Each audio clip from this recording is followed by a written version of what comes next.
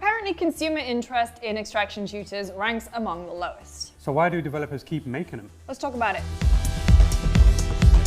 So there's a lot of chat about extraction shooters lately. Obviously, we have all the stuff happening with Marathon. Maybe not good stuff happening with Marathon, but we've also got the success of Arc Raiders. They just had the Server Slam last weekend. And then the other day, Matt Piscatella, who works at Sakana. What's he up to now? What's he saying? He posted on Blue Sky, "What's funny is that overall consumer interest in extraction shooters rates among the lowest across genres, and yet, why are devs so infatuated with this particular space? It's baffling. Is it a game maker's favorite kind of game?" That is very surprising. I thought extraction shooters would be pretty high in terms of interest. If extraction shooters are a game maker's favorite kind of game, in the same way that immersive sims are a games journalist's favorite kind of game. Oh yeah, that's a good way to look at it. Dishonored enjoyers are here. We had Arc Raiders design director Virgil Watkins came into the studio to talk a little bit about why people are making.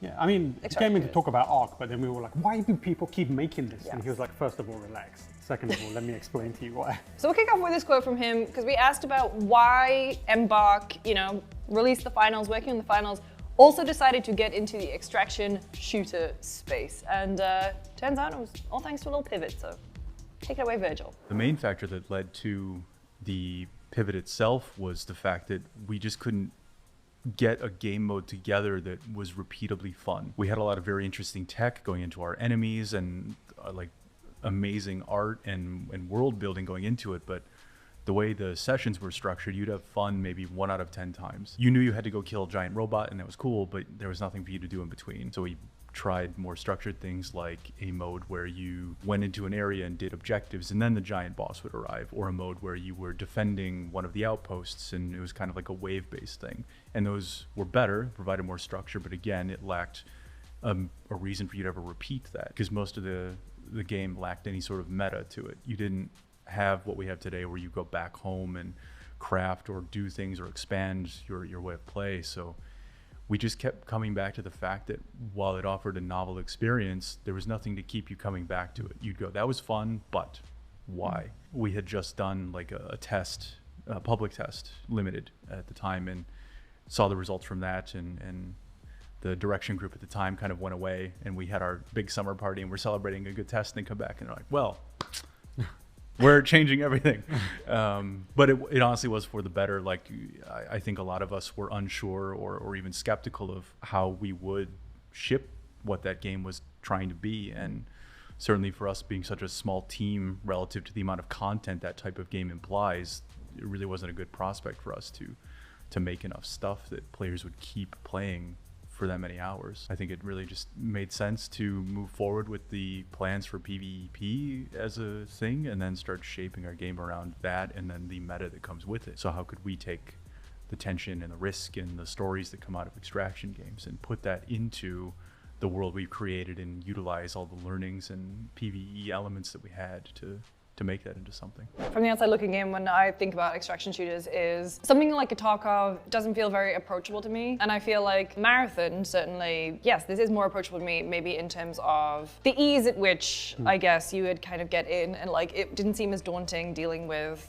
this, and this. And so that was something that we talked to Virgil about, because that is a big thing right now, is that you are not only competing with other games, you're competing against people's time. And so you want to make that on-ramp as easy as possible. Yeah. So here's what he had to say about approachability. Very early, it was trying to figure out in the metagame layer how we could kind of sand off some of those rough edges. You get in situations where you've lost a few rounds and now you have nothing left. And we wanted to just offer a kit of gear to people straight away. So we have a free loadout that you can take at any time. There's no strings attached, but it's pretty limited in its capability. We still wanted you to have a minimally viable way to always play the game as intended. And then we also added kind of what we just call safety nets. So one you might be familiar with is the rooster that gives you materials to provide economic safety net for players. If you're not succeeding a lot, we still wanted you to progress incrementally and have a few materials on hand so you could craft like the gun you want to use or a piece of like gear or something like that. And then on top of that, it was adding a lot of ways to progress without succeeding.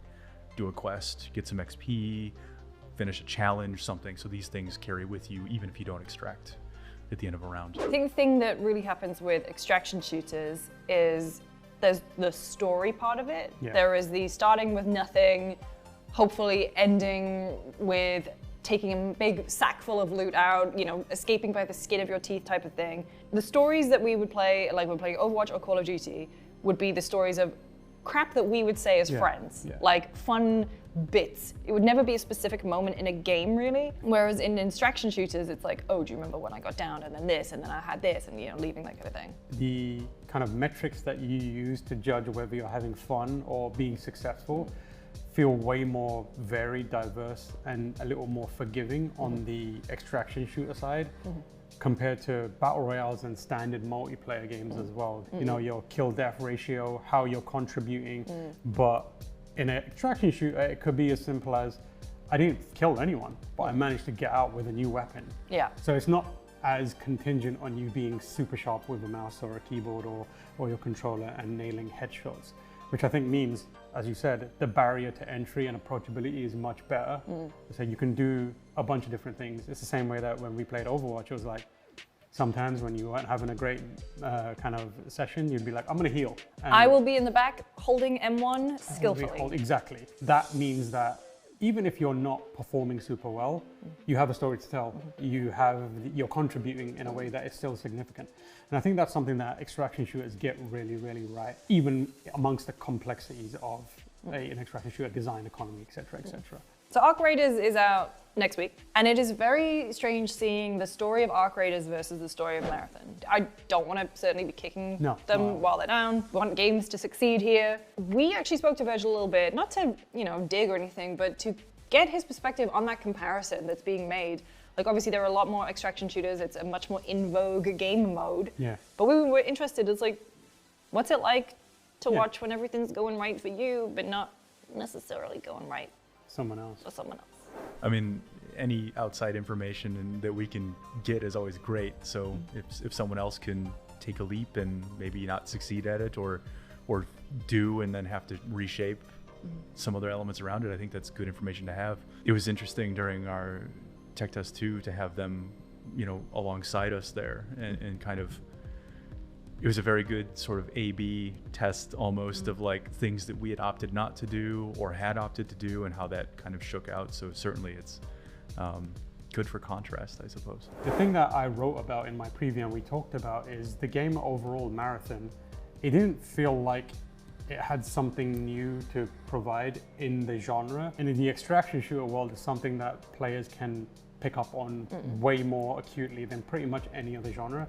And that's something I definitely picked up when I was playing it. I was like, okay, this is a game that feels like it's ticking the extraction shooter boxes, but it doesn't understand or aspire to create the kind of magic that keeps all that stuff together. For a game like Arc and for Marathon, they're also trying to convince people that all the time and money and effort they've invested in an existing extraction shooter should be left behind for a new one.